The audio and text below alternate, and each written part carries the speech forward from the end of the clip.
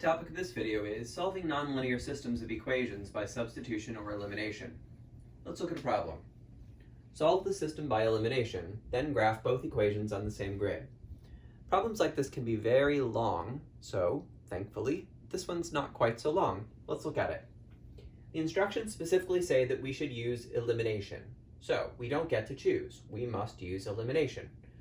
But we do get to choose whether we want to eliminate the x variable or the y variable. So it doesn't really matter which one we try to eliminate. We can still get to the answer either way. Let's try to eliminate x. We've got an x squared here and we've got an x squared here. So those are identical. We want them to be opposites. And if we were to simply multiply one of our equations by a negative, then we would have a opposite. All right, so let's label our equations. This is equation 1, this is equation 2. Let's multiply equation 1 on both sides by the number -1. Then we would get a new version of equation 1, and it would look like this. -y equals -x squared minus 1. Notice that we've now created opposites, x squared, -x squared. Once you have your opposites, you can add your two equations together. So we know x squared and -x squared is going to make 0. 4 and -1 makes +3. Y and -y makes 0. Oops! We were trying to eliminate x, but in the process we also eliminated y. So this must be one of those special cases. On the left we have 0, on the right we have 0 plus 3, which is 0. This is a false statement, which in math we call a contradiction.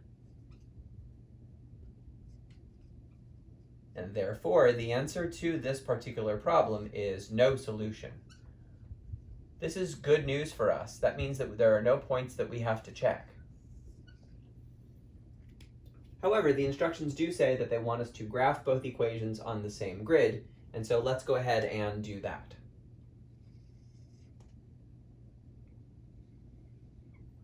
I notice that my equations are y equals x squared plus 1 and y equals x squared plus 4. Both of those have the same parent function, y equals x squared.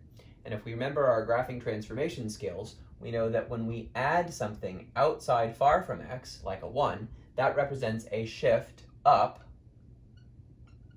one space.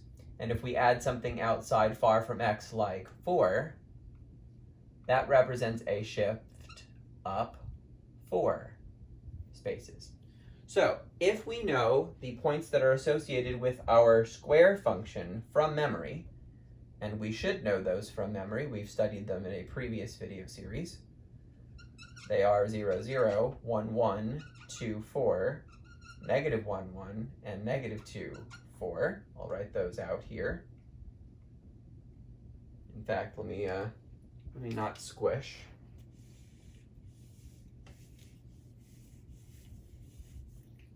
Okay, the points from our square function, y equals x squared, are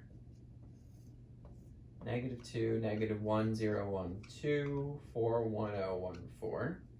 And if we plot those points, this is the picture we get. And this is our parent function.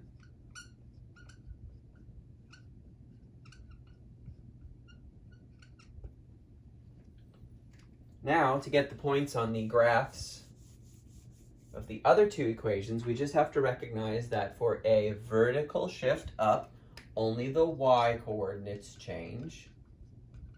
And the way they change is by adding.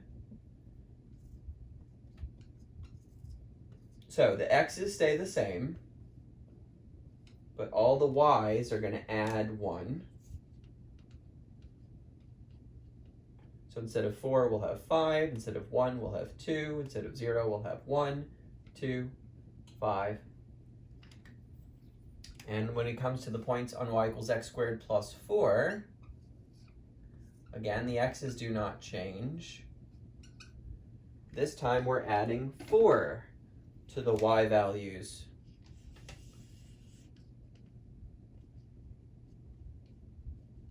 Four plus 4 is 8. 1 plus 4 is 5, 0 plus 4 is 4, and so we get those ordered pair values.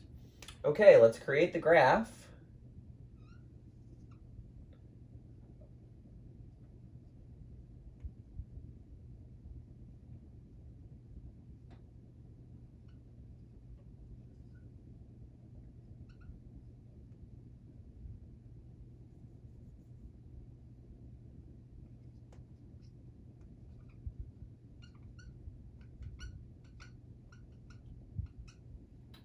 right, so I've now created my blank grid, so I have room for my graph. All right, let's start plotting points. Negative 2, 5 would be here. Negative 1, 2 is here. 0, 1, 1, 2, and 2, 5. So this is my green graph. Oops, got a little wobbly there. All right, then when it comes to the blue graph, which is y equals x squared plus 4, we're plotting negative 2, 8, negative 1, 5,